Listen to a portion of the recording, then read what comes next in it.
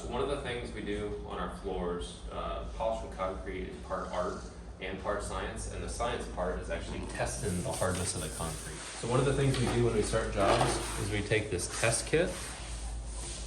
It's called a Mohs hardness test kit, and this is what they use to test mineral hardness or rock hardness, but we can use the same test to also test our floors.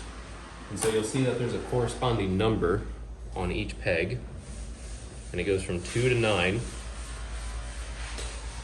And we're gonna use these to scratch this floor to determine which bond tooling we use to grind the floor. And so we have yellow is for hard concrete, or yellow is for soft concrete.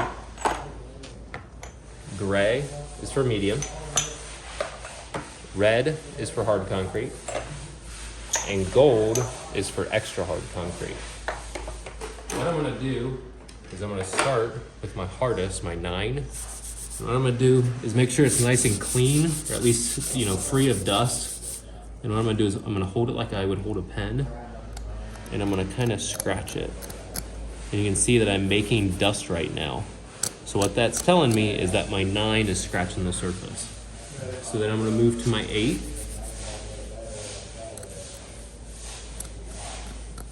Again, I'm scratching through, so I know I'm good there.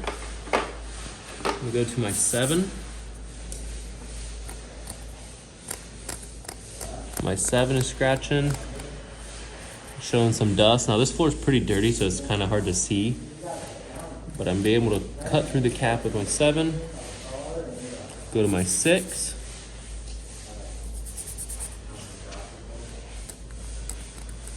Now on my 6, it's still scratching, but what I can feel in my hand is it's starting to pull a little bit and kind of drag.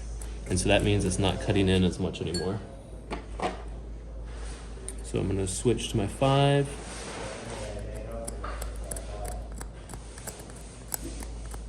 Five is starting to scoot. It's not really digging in. See how it's just scooting across the surface? And then I'll go to my 4 just to check. Again, my 4 is not coming in at all. So I would say this is probably scratching between a 6 or a 7. And so what I would do is I'd look at my chart and find which tooling that I'm gonna cut the floor with.